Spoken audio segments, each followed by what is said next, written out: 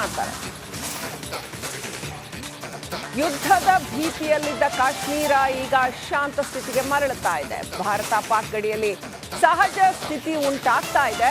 ಪಾಕ್ನಿಂದ ಕದನ ವಿರಾಮ ಉಲ್ಲಂಘನೆಯ ಮಾಹಿತಿ ಇಲ್ಲ ಇದುವರೆಗೂ ಕೂಡ. ಬಾಲ ಮುಚ್ಕೊಂಡು ಕೂತಿದೆ ಪಾಕಿಸ್ತಾನ. ನಿನ್ನೆ ರಾತ್ರಿ ಯಾವುದೇ ಥರ ಡ್ರೋನ್ ದಾಳಿ ಆಗಿರೋ ವರದಿ ಇಲ್ಲ.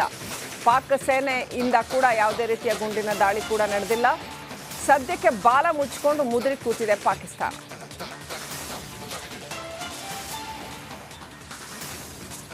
ಹೆಂಗೆ ಪೆಟ್ ಕೊಡಬೇಕು ಹಾಗೆ ಪೆಟ್ ಕೊಟ್ಟಾಗಿದೆ. ಈಗ ಬಾಲ ಮುಚ್ಕೊಂಡು ಕೂತಿದೆ ಪಾಕಿಸ್ತಾನ.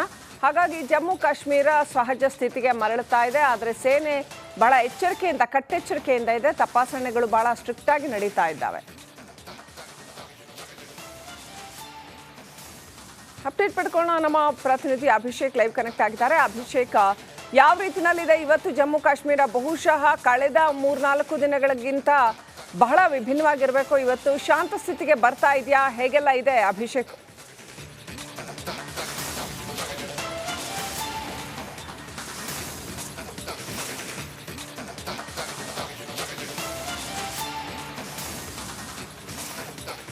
ಶ್ರೀಲಕ್ಷ್ಮಿ, ಖಂಡಿತವಾಗಿಯೂ ಕಳೆದ 4 ದಿನಗಳನ್ನು ನಾವು ಕಂಪೇರ್ ಮಾಡಿ ನೋಡಿದಾಗ ಇವತ್ತು ಹಾಗೂ ನಿನ್ನೆ ಸಂಜೆ ಒಂದಿಷ್ಟು ಪರಿಸ್ಥಿತಿ ತಿಳಿಯಾದಂತೆ ಕಂಡು ಬರ್ತಾ ಇದೆ. ಹಾಗಂದ ಮಾತ್ರಕ್ಕೆ ಇಲ್ಲಿರುವಂಥ ಸೇನೆಯ ನಿಯೋಜನೆ ಕಡಿಮೆ ಆಗಿದೆ ಅಂತಲ್ಲ, ಇಲ್ಲಿರುವಂಥ ಕಟ್ಟೆಚ್ಚರ ಕಡಿಮೆ ಆಗಿದೆ ಅಂತಲ್ಲ, ಇಲ್ಲಿರುವಂಥ ಮೂವ್ಮೆಂಟ್ ಕಡಿಮೆ ಆಗಿದೆ ಅಂತಲ್ಲ, ಇಲ್ಲಿರುವಂಥ ಭಯ ಕಡಿಮೆ ಆಗಿದೆ ಅಂತಲ್ಲ. ಆದರೆ ನಿನ್ನೆ ಪಾಕಿಸ್ತಾನದಿಂದ ಯಾವುದೇ ರೀತಿಯ ಡ್ರೋನ್ ದಾಳಿ ಆಗದೇ ಇರೋದ್ರಿಂದ ಸದ್ಯದ ಮಟ್ಟಿಗೆ ಇಲ್ಲಿರುವಂಥ ಜನರ ಭಯ ಏನಿತ್ತು ಕೊಂಚ ಪ್ರಮಾಣದಲ್ಲಿ ಕಡಿಮೆ ಆಗಿರುವಂಥದ್ದು. ಸದ್ಯಕ್ಕೆ ಯಾವುದೇ ಸಂದರ್ಭದಲ್ಲೂ ಕೂಡ ಪಾಕಿಸ್ತಾನ ಈ ಒಂದು ಕದನ ವಿರಾಮವನ್ನು ಉಲ್ಲಂಘನೆ ಮಾಡುವಂಥ ಸಾಧ್ಯತೆ ಇದೆ ಅನ್ನೋ ಭಯದಲ್ಲಿ ಸದ್ಯಕ್ಕೆ ಜನ ಬದುಕ್ತಾ ಇದ್ರು ಕೂಡ ಒಂದು ತಕ್ಕ ಮಟ್ಟಿಗೆ ಮಾತ್ರ ಇಲ್ಲಿರುವಂಥ ಪರಿಸ್ಥಿತಿ ಸದ್ಯದ ಮಟ್ಟಿಗೆ ತಿಳಿಯಾಗಿದೆ ಅಂತ ಹೇಳ್ಬೋದು. ಆದರೆ ಬೂದಿ ಮುಚ್ಚಿದ ಕೆಂಡದಂತೆ ಕಾಶ್ಮೀರ ಈ ಕ್ಷಣದವರೆಗೂ ಇರುವಂಥದ್ದು. ಯಾವಾಗ ಸ್ಫೋಟವಾಗುತ್ತೆ ಅನ್ನೋದು ಗೊತ್ತಿಲ್ಲದಂಥ ರೀತಿಯಲ್ಲಿ ಇಲ್ಲಿರುವಂಥ ಜನರು ವರ್ತಿಸ್ತಾ ಇರುವಂಥದ್ದು. ಸೊ ಇದು ಮೊದಲನೇ ಅಪ್ಡೇಟ್ ಆಗಿರುವಂಥದ್ದು.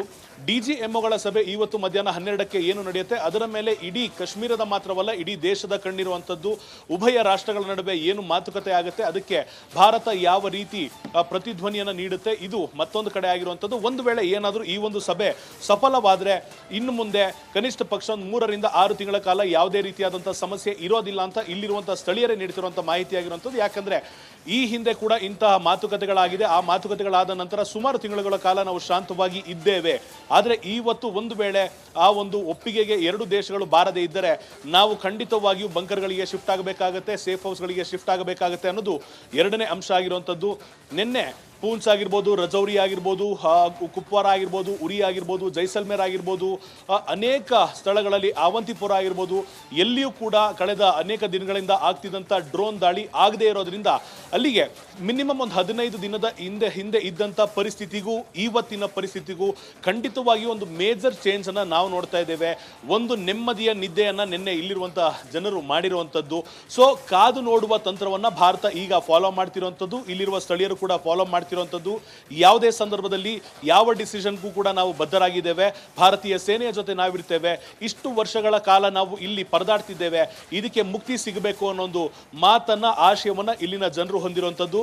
ಸೊ ಇಡೀ ರಾಷ್ಟ್ರ ಕಾಯ್ತಿರುವಂತಹ DGMOಗಳ ಸಭೆಯ ನಂತರ ಏನಾಗುತ್ತೆ ಅನ್ನೋದು ತೀವ್ರ ಕುತೂಹಲವನ್ನ ಮೂಡಿಸಿರುವಂತ ಪಾಯಿಂಟ್ ಆಗಿರುವಂಥದ್ದು. Srilakshmi, thank you Abhishek ಡೀಟೇಲ್ಸ್ಗಾಗಿ.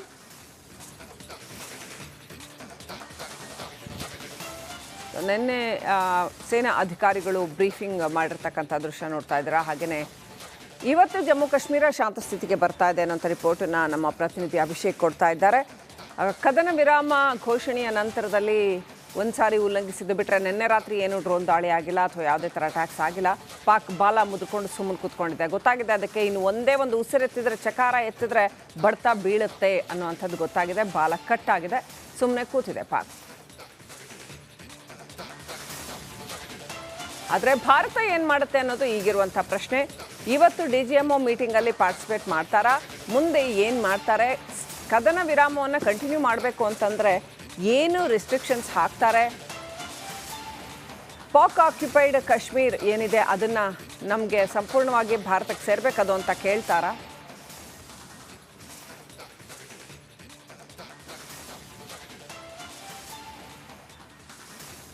ಮತ್ತೊಂದು ಕಡೆ ನೀವು ನೋಡ್ತಾ ಇದ್ರೆ ಯಾವ ರೀತಿಯಲ್ಲಿ ಪಾಕ್ ವಾಯುನೆಲೆಗಳನ್ನು ಭಾರತ ಧ್ವಂಸ ಮಾಡಿದೆ ಅನ್ನೋಂಥದ್ದನ್ನು.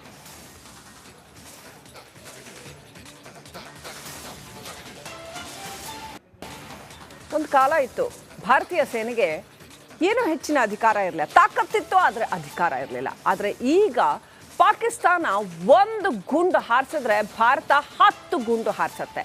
ಆ ಸಂಖ್ಯೆಯನ್ನು ಮತ್ತಷ್ಟು ಹೆಚ್ಚಿಸಿ ಅಂತ ಮೋದಿ ಸೇನೆಗೆ ಹೇಳಿದ್ದಾರೆ.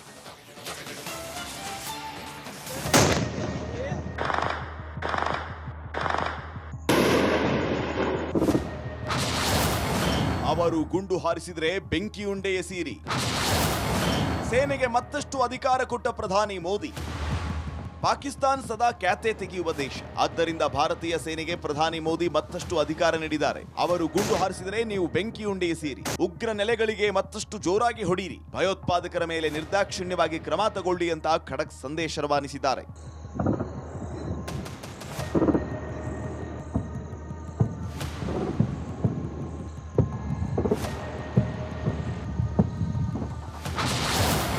ಅಮೆರಿಕ ಮೂಲಕ ಪಾಕಿಸ್ತಾನಕ್ಕೆ ಸಂದೇಶ. ಪದೇ ಪದೇ ಪಾಕಿಸ್ತಾನ್ ನಮ್ಮನ್ನ ಕೆಣಕುತ್ತಿದೆ. ಮತ್ತೊಂದು ಬಾರಿ ನಮ್ಮ ಮೇಲೆ ದಾಳಿ ಮಾಡಿದ್ರೆ ಆ ದೇಶ ಸರ್ವನಾಶವಾಗುತ್ತೆ. ನಮ್ಮ ಪ್ರತಿಕ್ರಿಯೆ ಇನ್ನಷ್ಟು ಭಯಂಕರವಾಗಿರುತ್ತೆ ಅಂತ ಅಮೆರಿಕ ಉಪಾಧ್ಯಕ್ಷ JD ವ್ಯಾನ್ಸ್ ಮೂಲಕ ಪಾಪಿ ಪಾಕಿಸ್ತಾನಕ್ಕೆ ಮೋದಿ ಅವರು ಎಚ್ಚರಿಕೆ ನೀಡಿದ್ದಾರೆ. डिफेंस सिस्टम ऑन है, कुछ नहीं होगा. ये देखो ಕಾಶ್ಮೀರದ ಬಗ್ಗೆ ದೊಡ್ಡಣ್ಣನ ವಕಾಲತ್ತು ಬೇಕಿಲ್ಲ.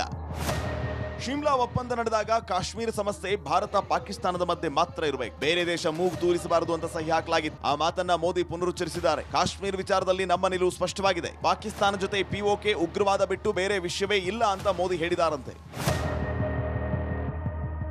News desk, Republic Kannada. ಏನ್ ಮಾಡ್ತಾರೆ? ಯುದ್ಧದ ಭೀತಿಯಲ್ಲಿದ್ದ ಕಾಶ್ಮೀರ ಈಗ ಶಾಂತ ಸ್ಥಿತಿಗೆ ಮರಳುತ್ತಾ ಇದೆ. ಭಾರತ ಪಾಕ್ ಗಡಿಯಲ್ಲಿ ಸಹಜ ಸ್ಥಿತಿ ಉಂಟಾಗ್ತಾ ಇದೆ.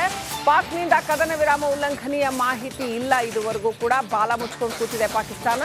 ನಿನ್ನೆ ರಾತ್ರಿ ಯಾವುದೇ ಥರ ಡ್ರೋನ್ ದಾಳಿ ಆಗಿರೋ ವರದಿ ಇಲ್ಲ. ಪಾಕ್ ಸೇನೆಯಿಂದ ಕೂಡ ಯಾವುದೇ ರೀತಿಯ ಗುಂಡಿನ ದಾಳಿ ಕೂಡ ನಡೆದಿಲ್ಲ. ಸದ್ಯಕ್ಕೆ ಬಾಲ ಮುಚ್ಕೊಂಡು ಮುದುರಿ ಕೂತಿದೆ ಪಾಕಿಸ್ತಾನ.